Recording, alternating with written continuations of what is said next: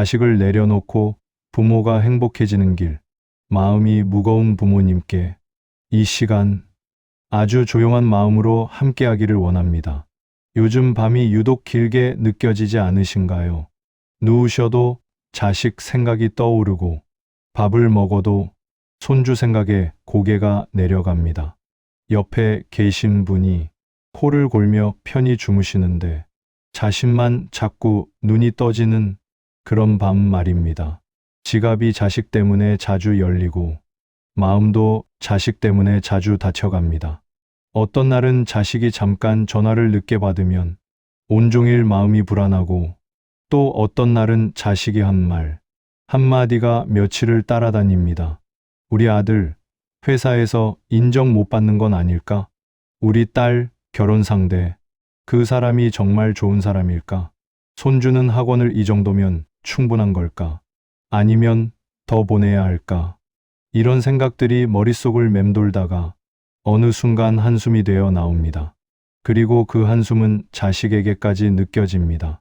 자식이 전화할 때 목소리에 묻어나고 상담할 때 눈빛에 묻어납니다. 엄마, 왜 또 그래?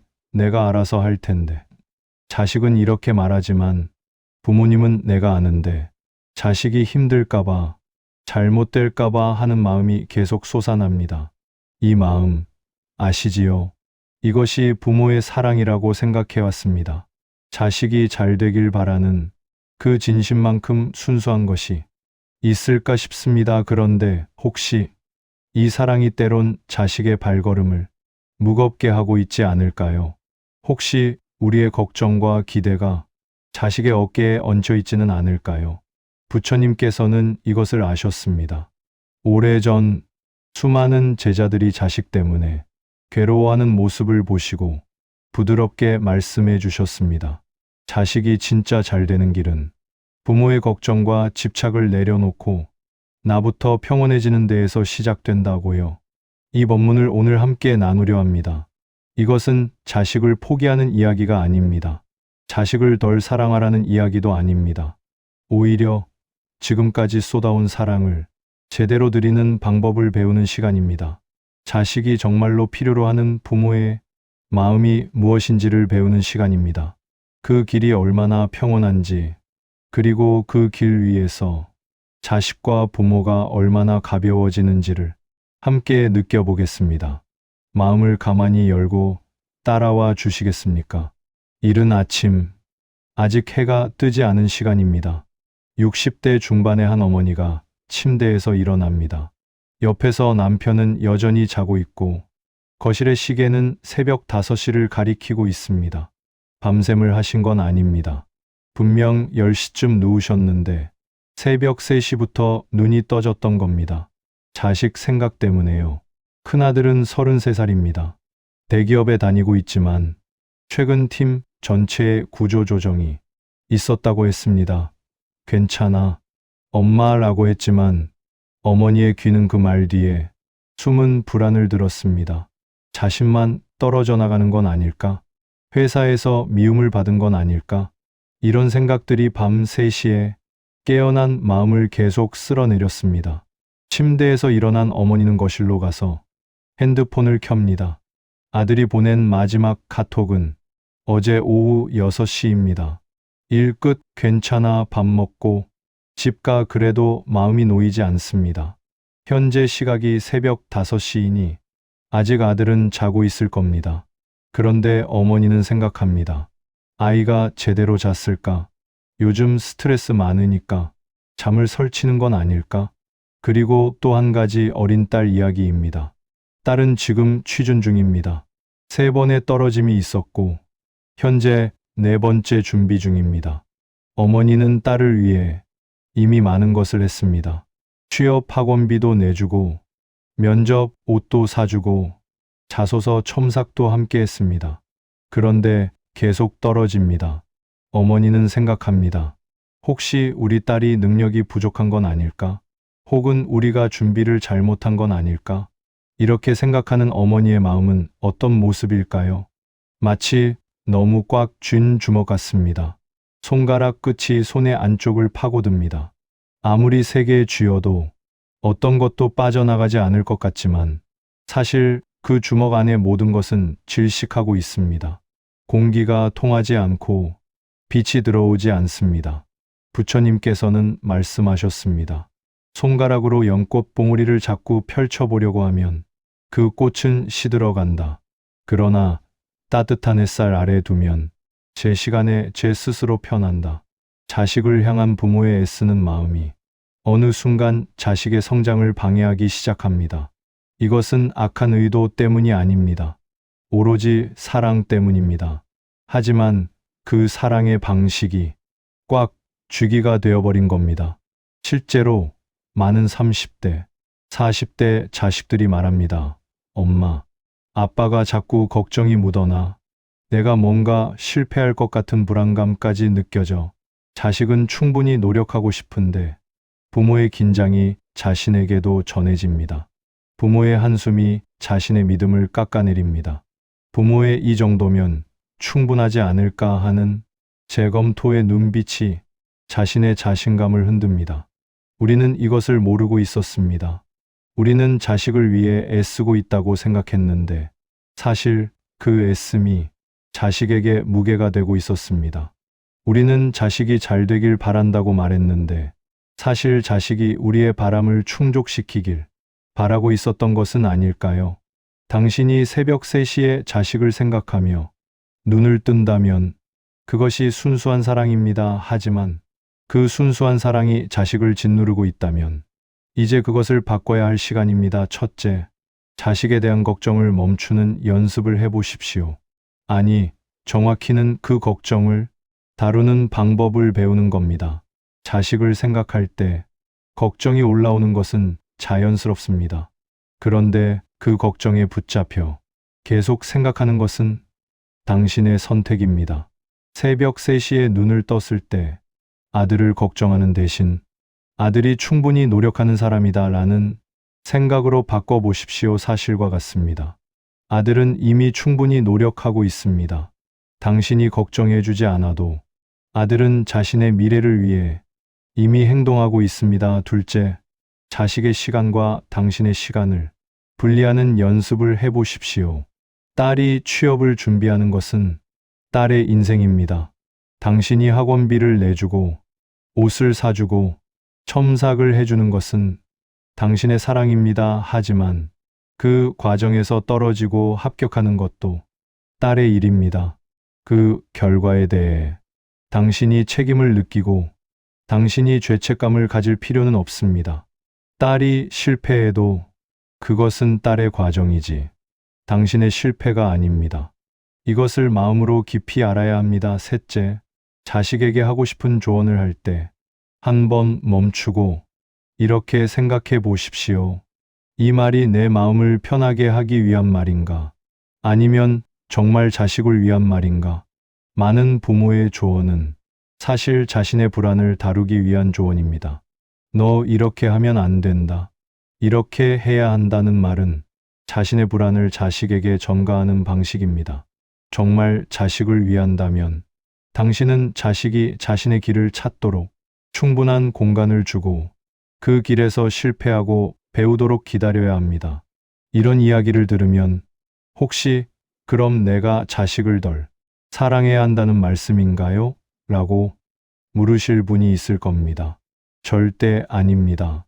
우리가 해야 할 일은 사랑을 줄이는 것이 아니라 사랑의 방식을 바꾸는 겁니다. 지금까지의 사랑이 꽉 쥐는 사랑이었다면 이제는 살짝 펴놓는 사랑으로 바꾸는 겁니다. 손가락을 펴놓고 있으되 언제든 필요하면 다시 모을 수 있는 그런 손의 상태 말입니다.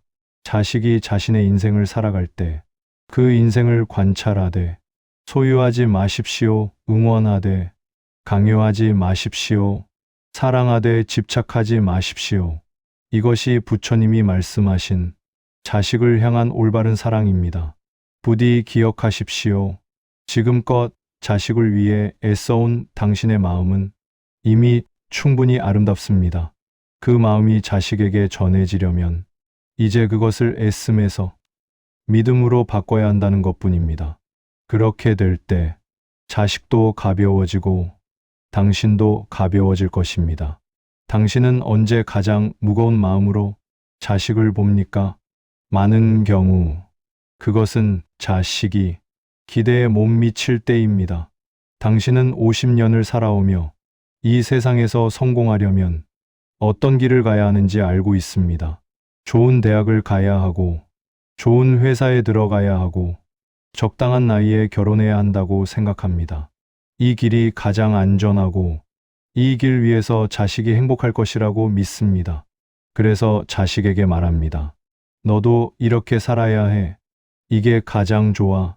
그런데 자식은 당신의 기대대로 살지 않습니다. 당신이 원했던 과는 다른 과에 갔고, 당신이 생각한 것보다 늦게 직장을 얻었고, 당신이 바란 상대와 결혼하지 않았습니다. 혹은 아직도 결혼하지 않았습니다. 이런 순간, 당신 마음 깊은 곳에서 자식에 대한 실망감이 올라옵니다. 왜 저렇게 못나 노릇을 할까? 우리가 말해준 대로 하면 되는데, 이 실망감이 얼마나 자식의 인생을 짓누르는지 우리는 모르고 있습니다. 부처님께서는 이것을 보셨습니다. 사람들이 자신의 기대 때문에 얼마나 고통받는지, 그리고 자신의 기대 때문에 다른 사람을 얼마나 해치는지를요. 부처님께서는 말씀하셨습니다. 예상 위에 실망이 있고 실망 위에 성량이 있다. 성냥불처럼 타오르는 그 감정 속에서 사람은 자신도 상하고 남도 상하게 한다. 당신이 자식에게 가진 기대는 어디서 나왔습니까? 그것은 당신의 경험에서 나왔습니다. 당신이 살아온 시간 속에서 이것이 행복하다고 느꼈고 이것이 안전하다고 믿었던 것들입니다. 그래서 자식도 같은 길을 가길 바라는 겁니다. 하지만 생각해 보십시오. 당신이 경험한 시대와 자식이 경험하는 시대가 같습니까? 당신이 청춘이었을 때의 취업 시장과 자식이 직면한 취업 시장이 같습니까? 당신이 결혼을 통해 경험했던 것과 자식이 결혼을 통해 경험할 것이 같을까요? 세상은 변하고 있습니다. 매년, 아니 매달 변하고 있습니다. 당신의 기대는 과거에 근거한 것입니다. 하지만 자식은 미래를 살아가야 합니다. 당신의 기대를 따라가면 자식은 과거의 지도로 미래의 길을 헤매게 되는 겁니다. 더 나쁜 것은 당신의 기대가 자식의 개성을 짓누른다는 것입니다. 자식도 개인입니다. 당신과는 다른 성질을 가진 사람입니다. 당신이 외향적이라면 자식은 내향적일 수 있습니다. 당신이 경쟁을 즐긴다면 자식은 협력을 즐길 수 있습니다. 당신이 안정된 회사원을 꿈꿨다면 자식은 자유로운 창업자를 꿈꿀 수 있습니다. 그런데 우리는 자신의 기대라는 울타리 안에서만 자식을 봅니다. 우리 아이는 이래야 한다. 이렇게 되어야 한다. 그 울타리 안에 자식이 맞지 않으면 우리는 자식을 문제 있는 아이로 봅니다. 자식을 고쳐야 할 아이로 봅니다. 그리고 자식은 그 시선을 느낍니다. 엄마, 아빠가 나를 있는 그대로 좋아하지 않는 것 같아. 이 말을 들으면서도 많은 부모는 깨닫지 못합니다. 자신의 기대가 자식에게 얼마나 큰 짐이 되는지를요. 또 다른 기대의 형태는 비교입니다. 너는 왜 네 형처럼 못하니? 너는 왜 옆집 아들처럼 못하니? 너는 왜 우리 때는 넉넉했는데? 너는 자꾸 부족해하니? 이 말들은 무의식적으로 자식에게 넌 부족하다는 메시지를 전달합니다. 자식이 자신의 길을 가고 있어도 끊임없이 다른 누군가와 비교하면 자식은 자신을 믿을 수 없게 됩니다. 그리고 이상한 일이 벌어집니다. 부모의 비교 덕분에 형제자매가 경쟁 관계가 됩니다. 부부 관계도 소원해집니다. 이웃과의 관계도 힘들어집니다. 모두 비교의 시선으로 바라보게 되니까요.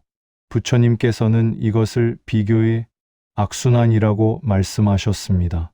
한 사람의 기대 때문에 생기는 비교가 모두를 불행하게 만든다고요.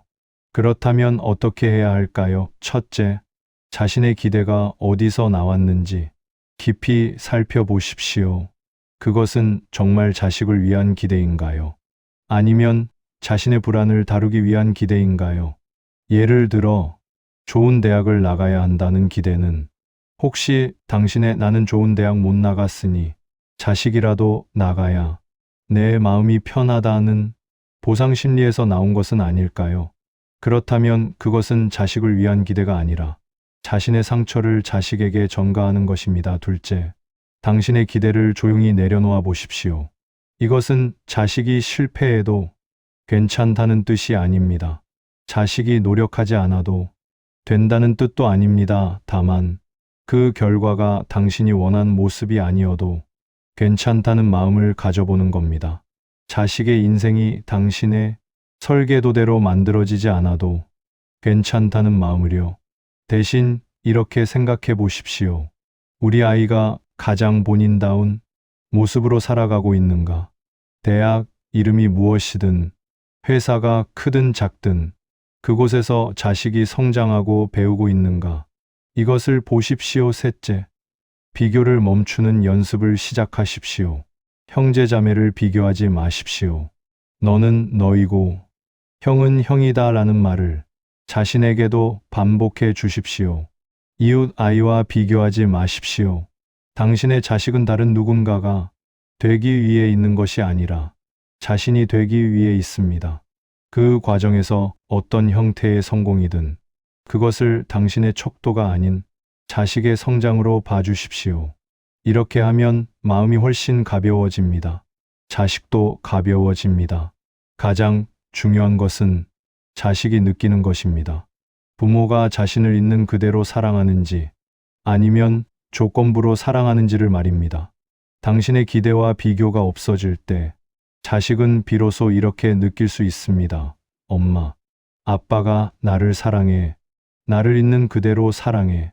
이 감정이 자식의 인생에서 가장 큰 힘이 됩니다. 이 감정이 있을 때 자식은 더 이상 부모의 기대를 충족시키기 위해 살지 않고 자신의 꿈을 위해 살기 시작합니다.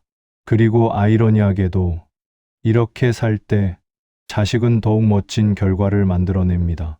자신을 믿고 가기 때문입니다.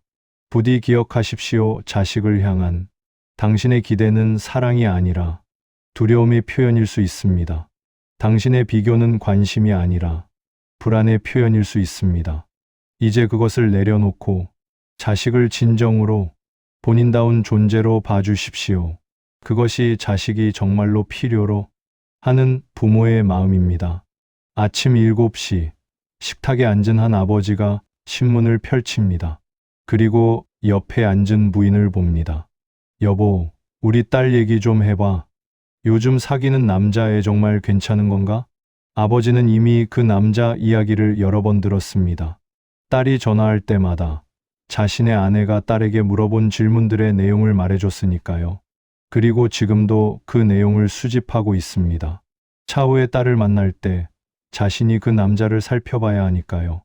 아버지는 이미 준비하고 있습니다. 얼마나 물어봐야 그 남자의 정체를 파악할 수 있을까? 어떤 질문을 하면 그 남자가 정말 좋은 사람인지 알 수 있을까? 혹은 결혼하지 말아야 할 사람인지 알 수 있을까? 이미 마음 한구석에는 나는 이 남자가 정말 딸에게 맞는지를 판단하는 거지 자신의 책임이라고 생각하고 있습니다. 이 아버지는 나쁜 아버지입니까? 절대 아닙니다. 딸을 사랑하는 좋은 아버지입니다. 딸이 잘못된 길로 가지 않기를 바라고 있습니다. 딸이 사기를 당하지 않기를 바라고 있습니다. 딸이 행복하기를 바라고 있습니다. 그런데 딸 입장에서 보면 어떻게 될까요? 딸은 부모의 이런 노력을 느낍니다. 전화할 때마다 그 친구는 직업이 뭐니? 그 친구 부모는 뭐 하시니? 그 친구가 너를 어떻게 대해? 라는 질문을 받습니다. 이 질문들이 쌓이고 쌓이면 딸의 마음에는 이런 생각이 들기 시작합니다. 부모님이 나를 믿지 않는 건가? 부모님이 내 판단력을 믿지 않는 건가? 부모님이 내가 잘못된 선택을 할 거라고 생각하는 건가? 딸이 제시도 징계속 이런 메시지를 받게 되면 딸은 점점 부모와의 대화를 줄이게 됩니다. 중요한 것들을 나누지 않게 됩니다. 부모의 간섭이 많을수록 자식의 부모와의 거리는 더 멀어지는 것입니다. 그리고 더 슬픈 일이 벌어집니다. 딸이 실제로 문제가 있는 관계에 빠졌을 때 부모에게 도움을 청하지 못하게 되는 겁니다. 왜냐하면 지금까지의 경험으로 보면 부모는 자신의 선택을 지지해 주는 것이 아니라 판단하고 간섭하는 사람이니까요. 따라서 딸은 혼자 그 문제를 감당하려고 합니다. 그리고 그 과정에서 더 큰 상처를 받게 됩니다. 부모의 간섭은 자식을 지키기 위한 것이지만 역설적으로 자식을 더 위험하게 만드는 것입니다. 부처님께서는 이것을 보셨습니다. 긴 장대로 아이를 밀어 물에 빠뜨리지 않으려고 하는 부모의 모습을요. 그 과정에서 아이는 더 경황이 없어지고 오히려 물에 완전히 빠져버리는 모습을요. 부처님께서는 말씀하셨습니다. 통제로는 사람을 보호할 수 없다. 오직 신뢰만이 사람을 보호한다. 신뢰는 사람의 발에 힘을 주고 자신의 길을 갈 용기를 준다. 간섭과 믿음은 정반대입니다. 간섭은 이렇게 말합니다. 넌 틀릴 수 있으니까 내가 너를 봐줄게. 믿음은 이렇게 말합니다. 넌 비록 틀릴 수 있지만 그 과정 속에서 배울 거야. 나는 그걸 믿어. 간섭 속에서 자식은 부모의 그림자 아래서 살게 됩니다. 부모의 판단에 따라 살게 됩니다. 그러다 보면 자식은 자신의 판단력을 잃게 됩니다. 나는 판단을 잘 못하는 사람이다. 그래서 부모님이 나를 봐줘야 한다고 생각하게 되는 겁니다. 반대로 믿음 속에서 자식은 자신의 판단력을 키우게 됩니다. 비록 실수하고 실패하지만 그 과정에서 자신을 신뢰하는 법을 배웁니다. 부모의 신뢰가 자식의 신뢰를 만드는 것입니다. 많은 부모들이 말합니다. 우리가 간섭하는 이유는 경험이 있으니까야. 우리는 실수를 많이 했어. 그래서 자식이 같은 실수를 하지 않기를 바라는 거야. 이것은 맞는 말입니다. 하지만 한 가지 놓치고 있는 것이 있습니다. 바로 이것입니다. 자식의 실수도 자식의 경험입니다. 자식의 실패도 자식의 자산입니다. 부모가 겪지 말라고 막아준 실수는 자식이 인생 어딘가에서 더 큰 실수로 만날 가능성이 높습니다. 왜냐하면 그것을 배워본 적이 없으니까요. 그리고 그때는 부모가 곁에 없을 수 있습니다. 반대로 부모의 간섭을 받지 않고 자신의 실수를 경험한 자식은 어떻게 될까요? 그 자식은 실수로부터 배웁니다. 그 실수가 어떤 결과를 만드는지 봅니다. 그리고 다음번에는 같은 실수를 반복하지 않습니다. 이렇게 자신의 경험으로부터 배운 지혜는 책에서 배운 지혜보다 훨씬 깊습니다. 더 중요한 것은 부모의 신뢰 속에서 자식은 이렇게 배웁니다. 나는 실수해도 괜찮다. 내 부모는 나를 버리지 않을 거야. 내가 실패해도 내 부모는 나를 사랑할 거야. 이 마음이 생기면 자식은 더 이상 부모의 눈치를 보며 살지 않습니다. 자신의 길을 당당히 갑니다. 실패에 대한 두려움이 줄어듭니다. 왜냐하면 자신이 설 수 있는 기반이 부모의 신뢰라는 것을 알기 때문입니다. 아이러니하게도 부모가 자식을 믿고 놓아줄 때 자식은 더 이상 부모와의 거리를 멀리하지 않게 됩니다. 오히려 더 깊은 대화를 나누게 됩니다. 엄마, 아빠는 나를 믿어주니까 나 뭔가 힘들 때는 엄마, 아빠한테 말해도 되겠다고 느끼게 되니까요. 그렇다면 어떻게 해야 할까요? 첫째, 간섭하고 싶은 순간을 알아차리십시오. 자식이 뭔가 선택을 하려고 할 때 자신이 이건 좀 아닌 것 같은데 하는 마음이 올라옵니다. 그 순간 멈추십시오. 그 순간이 바로 당신의 불안이 표면으로 떠오르는 순간입니다. 만약 내 자식이 이렇게 하면 어떻게 되면 좋을까라는 긍정적인 상상이 아니라 만약 이렇게 하면 어떻게 되면 안 될까라는 부정적인 상상이 올라오는 순간입니다. 둘째, 그 불안을 다루는 연습을 하십시오. 자식에게 그 불안을 전달하는 대신 깊게 숨을 들이마시고 생각해 보십시오. 내 자식은 충분히 생각해 본 후에 이 선택을 한 걸 거야. 내 자식은 이 선택에 책임질 준비가 되어 있을 거야. 만약 실패해도 그것도 내 자식의 배움이 될 거야. 셋째, 조언과 간섭을 구분하십시오. 조언은 이렇게 합니다. 내 입장에서는 이렇게 생각해. 하지만 결정은 너가 해. 간섭은 이렇게 합니다. 넌 이렇게 해야 해. 내 말을 들어야 해. 조언은 선택지를 제시하는 것이고 간섭은 그 선택지를 강요하는 것입니다. 넷째, 자식의 모든 선택에 대해 의견을 말할 필요가 없다는 것을 알아차리십시오. 자식이 어떤 옷을 입든, 어디를 여행 가든, 누구를 친구로 사귀든, 부모가 모두 의견을 말할 필요는 없습니다. 때로는 조용히 지켜보는 것이 최고의 지지입니다. 그 조용함이 자식에게는 엄마, 아빠가 나를 믿는다는 메시지가 됩니다. 다섯째, 자식이 실제로 위험한 상황에 빠졌을 때를 대비하십시오. 평소에 간섭이 없고 신뢰가 있었다면 자식은 위험한 순간에 부모를 찾을 것입니다. 그때는 더 이상 간섭하는 부모가 아니라 응원하는 부모가 되십시오. 뭐든 도와줄게. 그리고 이건 내 선택이었어. 나는 이를 후회하지 않아 라고 말해 주십시오. 이렇게 할 때 자식은 다시 일어날 힘을 얻게 됩니다. 부처님께서는 이것을 자비라고 말씀하셨습니다. 자비는 자식의 모든 것을 원하는 것이 아니라 자식이 스스로 설 수 있도록 기다려주는 것이라고요. 부디 알아주십시오. 당신의 간섭은 사랑일 수도 있지만 그것이 자식을 진짜로 돕지 못할 수도 있다는 것을요. 그리고 때로는 사랑을 표현하는 가장 좋은 방법은 놓아주는 것이라는 것을요. 그 놓아줌이 진정한 신뢰이고 진정한 사랑입니다. 오후 2시 한 어머니가 거울을 봅니다. 거울 속에 자신을 봅니다. 주름이 늘었습니다. 흰머리도 늘었습니다. 어깨도 둥그러졌습니다. 그리고 마음은 계속 자식을 향해 있습니다. 어머니는 자신의 인생을 산 적이 별로 없는 것 같습니다. 20살에 결혼했을 때부터 이미 자신의 삶은 가족을 위한 삶이 되었습니다. 자식을 낳고 기르면서 자신의 꿈과 계획은 모두 연기되었습니다. 그리고 지금 60대가 되었을 때도 여전히 자신의 삶은 자식의 삶에 종속되어 있습니다. 자식이 결혼했으니 이제 좀 쉬려고 했습니다. 그런데 손주가 태어났습니다. 이제 손주를 챙겨야 합니다. 자식이 일로 바쁠 때는 아이를 봐줘야 합니다. 자식이 자식의 일을 할 때 부모는 손주를 돌봐줍니다. 이렇게 계속 일하고 있습니다. 어머니는 생각합니다. 이게 맞나? 내 인생은 언제 내 것이 되나? 하지만 이 생각이 올라오는 순간 죄책감도 함께 올라옵니다. 내가 뭘 그런 생각을 하고 있어? 자식들을 위해서라면 이 정도는 당연하지. 이것이 많은 부모의 현실입니다. 자신의 삶을 완전히 자식을 위해 바쳤기에 이제 자신을 생각하는 것 자체가 죄책감이 됩니다.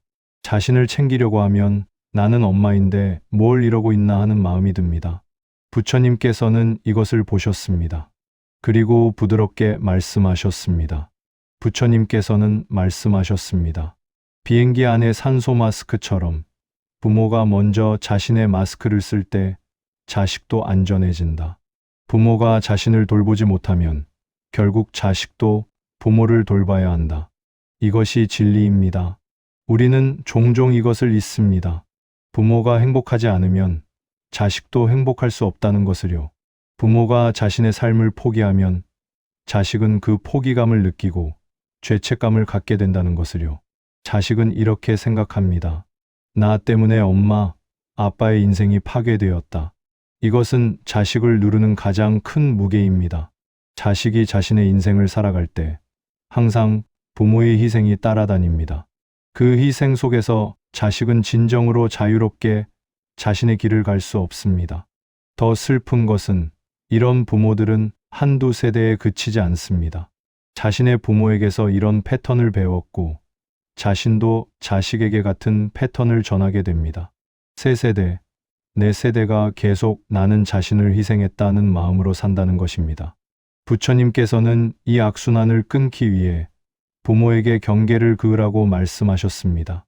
자신의 삶과 자식의 삶 사이에 명확한 경계를 그으라고요. 이것은 자식을 사랑하지 않는다는 뜻이 아닙니다. 오히려 자식을 제대로 사랑하기 위한 필수 조건입니다. 첫째, 자신의 인생을 되찾으십시오. 당신은 누구인가요? 부모이기도 하지만 그보다 먼저 한 명의 개인입니다. 자신의 꿈이 있는 사람입니다. 자신의 시간이 필요한 사람입니다. 자신의 행복이 중요한 사람입니다. 이것을 인정하십시오. 자식이 자라면서 필요한 것들이 줄어듭니다. 이제 당신이 자신을 위해 시간을 쓸 수 있는 시간이 생겼습니다. 그 시간을 죄책감으로 채우지 마십시오. 자신의 행복으로 채우십시오.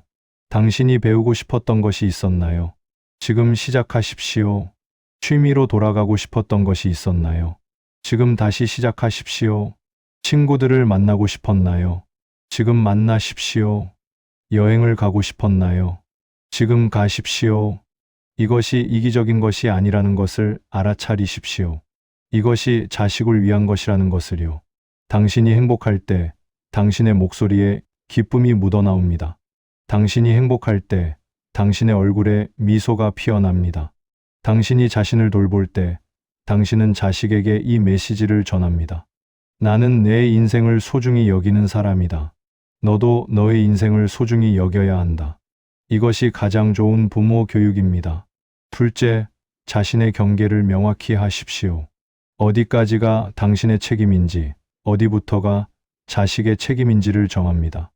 예를 들어 봅시다. 자식이 직장을 잃었습니다. 당신이 도와주고 싶습니다. 그렇다면 물어보십시오. 내가 뭘 도와주면 좋을까? 자식이 답합니다. 엄마, 한 달 동안만 용돈 좀 도와줄 수 있을까? 당신이 도와줄 수 있다면 도와줍니다. 그리고 한 달 후에 스스로 일을 찾기를 기대합니다. 자식의 인생은 자식이 책임지는 것입니다. 또 다른 예를 들어봅시다. 자식이 결혼했습니다. 손주가 있습니다. 자식이 당신에게 손주를 맡기고 싶어 합니다. 당신이 몸이 불편하다면 내가 자주는 못 본다고 말합니다. 자신의 건강을 먼저 생각합니다. 당신의 시간을 먼저 생각합니다. 자식은 다른 방법을 찾을 것입니다. 이것은 당신이 손주를 사랑하지 않는다는 뜻이 아니라 당신 자신을 사랑한다는 뜻입니다. 이렇게 경계를 그으면 처음에는 자식이 실망할 수도 있습니다. 엄마가 나를 버렸다고 느낄 수도 있습니다. 하지만 시간이 지나면 자식은 깨닫게 됩니다. 자신이 스스로 설 수 있다는 것을요. 자신의 인생을 주인으로 살 수 있다는 것을요. 셋째, 자신과 자식이 다른 사람이라는 것을 깊이 받아들이십시오. 당신의 가치관이 자식의 가치관이 아닙니다. 당신의 행복이 자식의 행복이 아닙니다. 당신의 삶의 방식이 자식의 삶의 방식이 아닙니다. 당신은 안정을 원하지만 자식은 모험을 원할 수 있습니다. 당신은 저축을 중요하게 생각하지만 자식은 경험을 중요하게 생각할 수 있습니다. 당신은 큰 가족을 원하지만 자식은 작은 가족을 원할 수 있습니다. 이것들이 모두 다를 수 있다는 것을 인정하십시오. 그리고 그것이 당신의 삶에 영향을 주게 두지 마십시오. 자식이 당신과 다르게 산다고 해서 당신의 인생까지 힘들어질 필요가 없습니다. 우리 아들은 이렇게 산다. 그래서 나는 이렇게 해야 한다는 생각을 버리십시오. 대신 이렇게 생각하십시오. 우리 아들은 자신의 길을 간다. 나는 나의 길을 간다. 우리 길이 다르다는 것은 당연하다. 그리고 그것은 아름답다. 이렇게 경계를 그을 때 일어나는 일이 있습니다. 부모는 자신의 인생을 되찾습니다. 자신의 가치를 느낍니다. 자신을 사랑하는 법을 배웁니다. 그리고 이 행복이 자식에게 전해집니다. 자식은 부모를 보며 이렇게 배웁니다. 부모님도 자신의 인생을 사시네. 그래서 부모님이 행복하시네. 그리고 자식도 자신의 인생을 당당하게 살기 시작합니다. 부모가 자신의 경계 안에서 행복하기를 바라니까요. 부디 기억하십시오. 당신이 자신의 삶을 소중히 여길 때 당신은 자식에게 가장 큰 선물을 주는 것입니다. 그것은 엄마, 아빠도 자신을 사랑하고 자신의 행복을 중요하게 생각한다는 메시지입니다. 이 메시지가 자식이 자신의 인생을 건강하게 살아가는 기초가 됩니다. 이제 우리는 한 가지 중요한 진리를 마주해야 합니다. 그것은 이것입니다. 부모의 마음이 고요해야 자식의 발걸음도 가벼워진다. 많은 부모들이 이 순서를 뒤바꿔 생각합니다. 자식이 잘 되면 내 마음도 고요해질 거야. 하지만 이것은 거짓입니다. 실제로는 정반대입니다. 당신의 마음이 먼저 고요해져야 그 다음에 자식도 편해집니다. 왜 그럴까요? 그것을 이해하려면 우리는 부모와 자식 사이의 무형의 끈을 봐야 합니다. 부처님께서는 말씀하셨습니다. 모든 생명 사이에는 보이지 않는 연결이 있다. 어머니의 불안은 어린 새들의 날개짓을 흐트러뜨린다. 어머니의 평온함은 모든 새들의 나는 모습을 부드럽게 한다. 이것을 과학적으로도 설명할 수 있습니다. 당신의 마음에서 올라오는 감정과 불안은 당신의 얼굴에, 목소리에, 몸짓에 반영됩니다. 자식은 부모의 이런 미묘한 신호들을 감지합니다. 부모가 무언가를 말하지 않아도 자식은 부모가 불안해하고 있다는 것을 감지합니다. 자식은 생각합니다. 엄마가 불안해해. 뭔가 잘못됐나? 내가 뭘 잘못했나? 이렇게 되면 자식도 불안해지기 시작합니다. 부모의 불안이 자식에게 전염되는 것입니다. 심리학자들도 이것을 확인했습니다. 부모의 불안과 자식의 불안은 높은 상관관계가 있다고요. 반대로 부모의 마음이 평온하면 어떻게 될까요? 당신의 얼굴에 안정감이 드러납니다. 당신의 목소리에 차분함이 묻어납니다. 당신의 손가락이 자식의 어깨 위에 살짝 얹힐 때 그것이 힘을 주려는 손이 아니라 지지해주는 손이 됩니다. 자식은 이를 느낍니다. 엄마가 나를 믿고 있구나.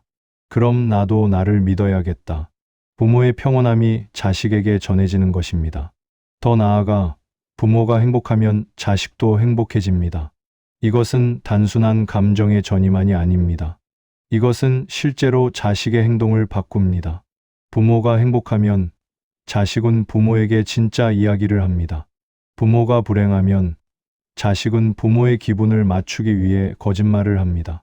부모가 행복하면 자식은 자신의 진정한 꿈을 추구합니다.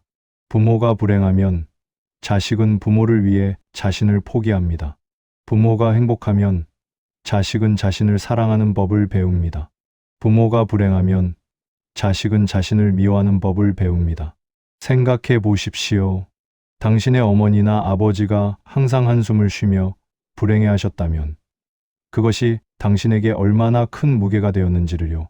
당신은 자신의 꿈을 추구하기 전에 먼저 부모의 행복을 챙기려고 했을 겁니다.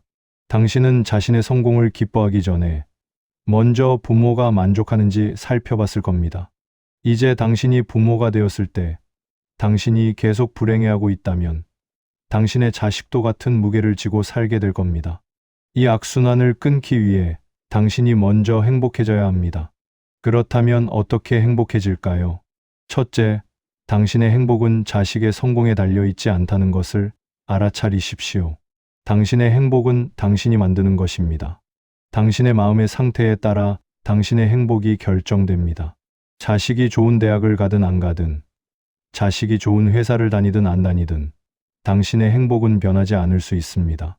당신이 자신의 시간을 소중하게 여기고, 자신의 취미를 즐기고, 좋은 사람들과 깊은 대화를 나누고, 자신을 위해 책을 읽거나 산책을 한다면 당신은 행복해질 수 있습니다. 자식이 아무것도 하지 않아도 당신은 이 순간들 속에서 행복을 찾을 수 있습니다. 둘째, 당신의 불안을 다루는 방법을 배우십시오. 당신이 자식을 생각할 때 불안이 올라온다면 그 불안을 인정하십시오. 아, 내가 지금 불안해하고 있구나 라고 말해 주십시오. 그리고 그 불안이 거짓일 수도 있다는 것을 알아차리십시오. 자식에 대한 대부분의 불안은 아직 일어나지 않은 일에 대한 것입니다. 자식이 실업 상태인데 앞으로 일자리를 못 구하면 어쩌나 하는 불안. 자식이 독신인데 평생 혼자일 수도 있겠다 하는 불안. 이런 불안들은 미래를 가정한 것입니다. 부처님께서는 이것을 아직 오지 않은 화살이라고 말씀하셨습니다. 화살이 아직 날아오지 않았는데 당신이 미리 맞은 척하고 있다는 뜻입니다. 지금 이 순간 당신의 자식이 죽었나요? 아니라면 이 순간은 안전합니다. 이 순간 당신이 할 수 있는 일이 있나요? 있다면 하십시오. 할 수 없다면 내려놓으십시오. 그것이 전부입니다. 셋째, 자신을 용서하는 연습을 하십시오.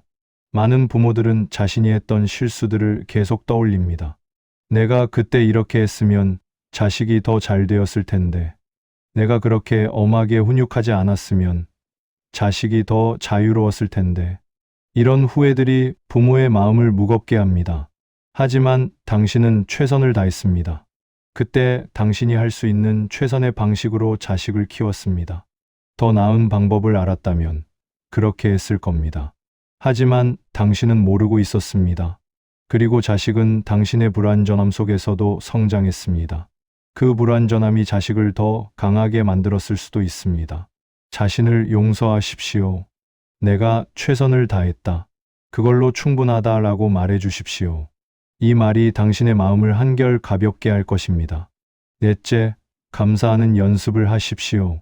당신의 자식이 있다는 것에 감사하십시오. 자식이 당신의 자식이라는 것에 감사하십시오.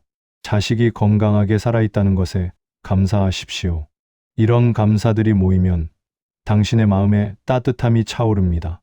불안은 감사 앞에서 자신의 자리를 내줍니다. 당신의 행복이 자식에게 전해지는 가장 큰 선물입니다. 당신의 평온함이 자식의 발걸음을 가볍게 만드는 가장 강력한 힘입니다. 그렇기 때문에 부디 당신 자신을 돌보십시오. 당신의 마음을 돌보십시오. 당신의 행복을 우선순위에 두십시오. 이것이 자식을 위한 가장 큰 사랑입니다. 명상과 호흡 안내 자식을 향한 사랑, 집착에서 응원으로 지금부터 우리는 함께 명상을 해보겠습니다. 이 명상을 통해 자식을 향한 집착을 내려놓고 순수한 응원으로 바꿔보겠습니다. 편한 자세로 앉아주십시오. 등을 펴되 무리하지 마십시오. 손은 무릎 위에 자연스럽게 놓고 다리도 편하게 펼쳐주십시오. 혹은 누워 계신다면 누운 자세 그대로 편히 있으셔도 괜찮습니다. 이제 눈을 가만히 감습니다. 완전히 감을 필요는 없습니다. 가만히 아래를 향해 반쯤 뜬 상태로도 괜찮습니다. 중요한 것은 이제부터 당신이 바깥 세상과의 연결을 끊고 내면으로 돌아간다는 것입니다. 천천히 코로 숨을 들이마십니다. 한, 둘, 셋. 당신의 콧구멍을 통해 공기가 들어오는 것을 느껴봅시다. 그 공기가 당신의 코를 지나 목을 지나 가슴으로 들어오는 것을 느껴봅시다. 그리고 천천히 입으로 숨을 내쉽니다. 한, 둘, 셋. 당신의 입을 통해 공기가 나가는 것을 느껴봅시다. 아무 힘도 주지 마십시오. 자연스럽게 호흡하듯이 다시 한번 천천히, 아주 천천히 코로 들이마십니다. 한, 둘, 셋, 넷. 가슴이 부풀어 오르는 것을 느껴봅시다. 그리고 천천히 내쉽니다. 한, 둘, 셋, 넷. 이제 당신의 첫 번째 자식을 떠올려 봅시다. 자식의 얼굴을 마음속에 그려봅시다. 아직 어린 자식의 모습일 수도 있고 지금의 어른이 된 모습일 수도 있습니다. 그 자식이 당신 앞에 있다고 상상해 봅시다. 그 자식을 보며 당신이 평소에 가지고 있던 생각들을 떠올려 봅시다. 저 아이가 잘 될까? 저 아이가 행복할까? 저 아이가 실수하지 않을까? 이런 생각들이 떠오를 겁니다.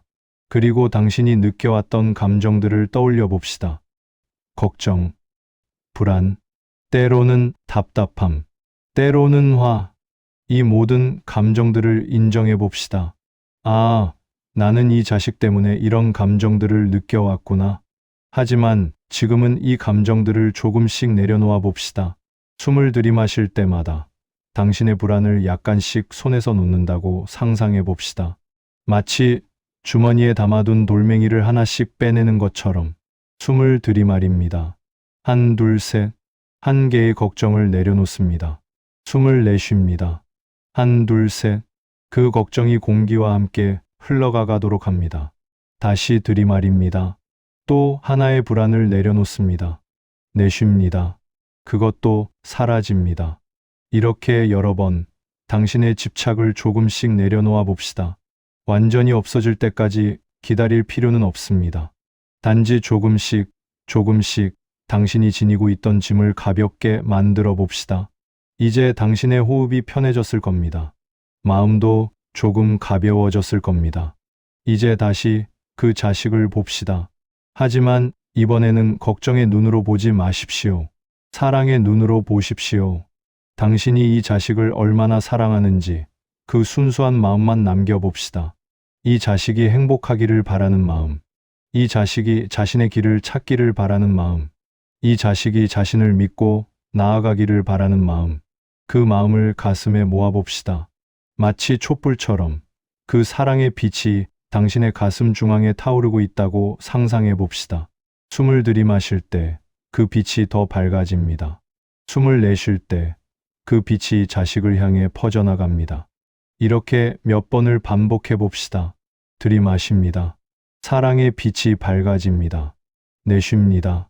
그 빛이 자식에게 전해집니다. 들이마십니다. 내쉽니다.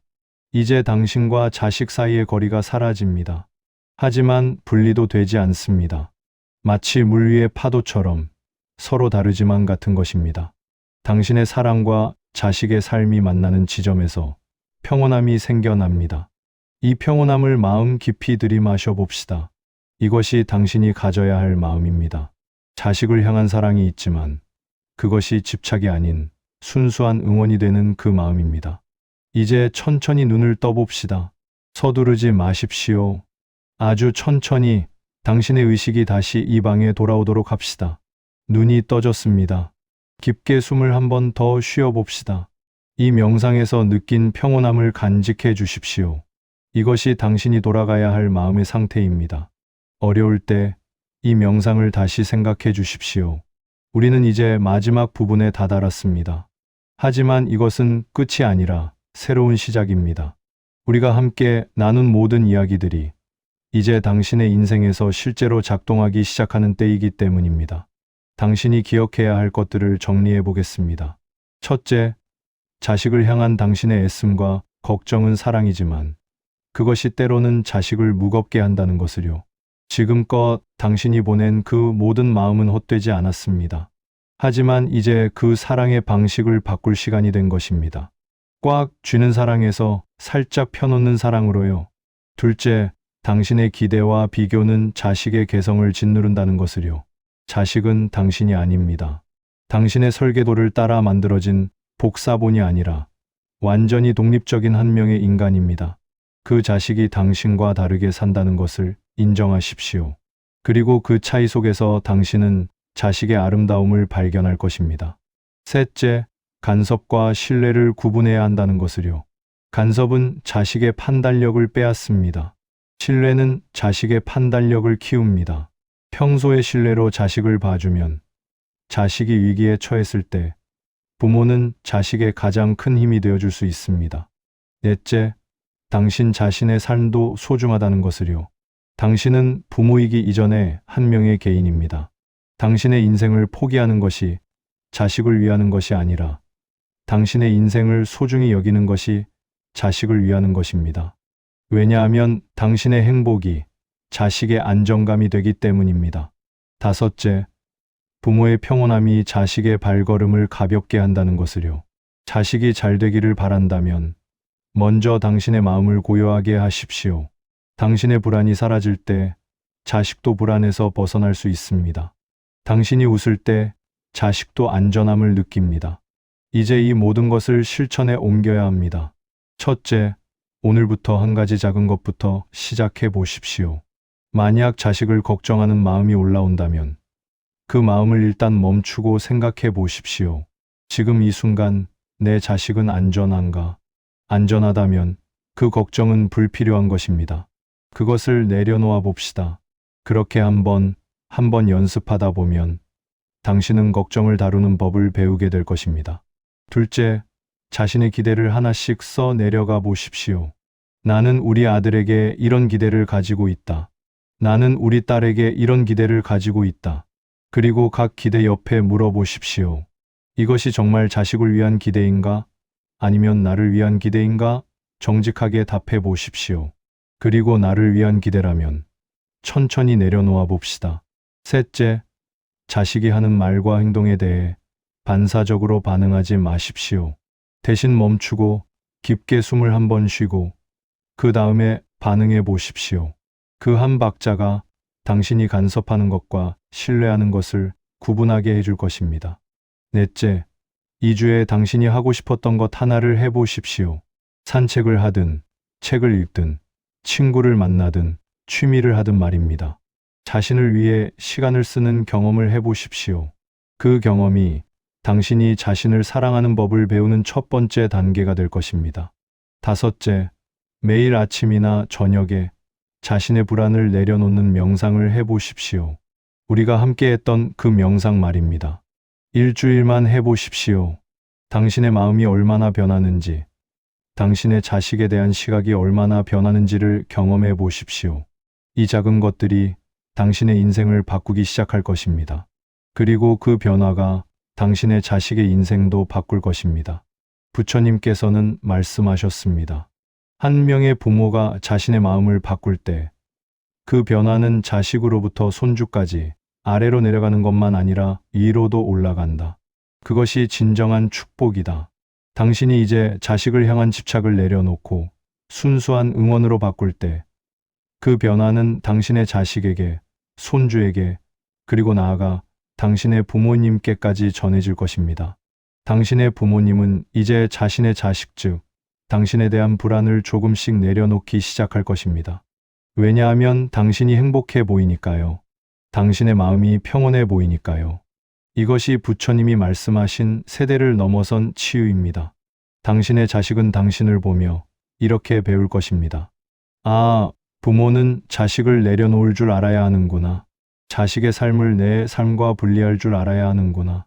내 행복이 중요하다는 것을 알아야 하는구나. 그리고 훗날 자신의 자식이 태어났을 때 당신의 자식도 같은 방식으로 자신의 자식을 키울 것입니다. 이렇게 건강한 부모-자식 관계가 세대를 거쳐 이어져 가는 것입니다. 이것이 부모가 할 수 있는 가장 위대한 일입니다. 자식을 잘 키우는 것이 아니라 자식이 자신의 인생을 주인으로 살 수 있도록 해주는 것입니다. 자식을 바꾸려고 하는 것이 아니라 자신이 변함으로써 자식에게 새로운 가능성을 보여주는 것입니다. 당신이 이것을 시작할 때 처음에는 낯설 수 있습니다. 내가 자식을 덜 챙기면 혹시 자식이 외로워하지는 않을까? 내가 간섭을 줄이면 자식이 방황하지 않을까? 이런 불안들이 올라올 수 있습니다. 하지만 기억하십시오. 당신의 불안은 거짓입니다. 자식은 충분히 강합니다. 자식은 당신이 생각하는 것보다 훨씬 더 지혜롭습니다. 자식은 스스로 설 수 있습니다. 당신이 계속 안아주려고 하는 것 때문에 자식이 스스로 설 기회를 잃고 있는 것은 아닐까요? 한번 상상해 보십시오. 10년 후의 당신은 60대 후반입니다. 자식은 40대입니다. 당신은 여전히 자식을 걱정하고 있을까요? 아니면 이제 자식의 어깨가 당신의 어깨보다 더 당당해 보일까요? 당신이 오늘부터 변하기 시작한다면 그 10년 후에 당신은 이렇게 느낄 것입니다. 우리 아이 정말 잘 자라줬다. 내가 참고 내려놓아준 만큼 우리 아이가 이만큼 성장했다. 자식은 당신을 봅니다. 당신이 자신의 인생을 사는 모습을 봅니다. 당신이 자신을 믿고 놓아준 그 신뢰가 자식이 자신을 믿는 마음이 되어 있을 것입니다. 그리고 그때 당신의 마음은 진정으로 편해질 것입니다. 우리 아이, 이제 자신의 발로 잘 서 있다. 내 자식이 행복해 보인다. 이것이 진정한 행복입니다. 이것이 부모가 느낄 수 있는 가장 큰 기쁨입니다. 부디 기억하십시오.